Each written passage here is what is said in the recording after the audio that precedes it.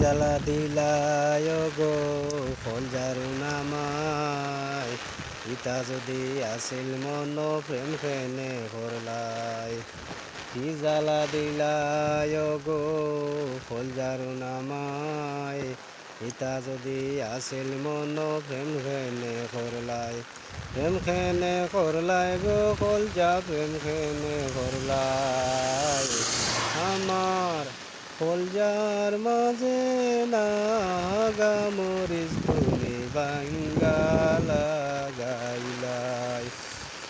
আশা করি আর সব ভালো আছো, ভালো থাকবাই।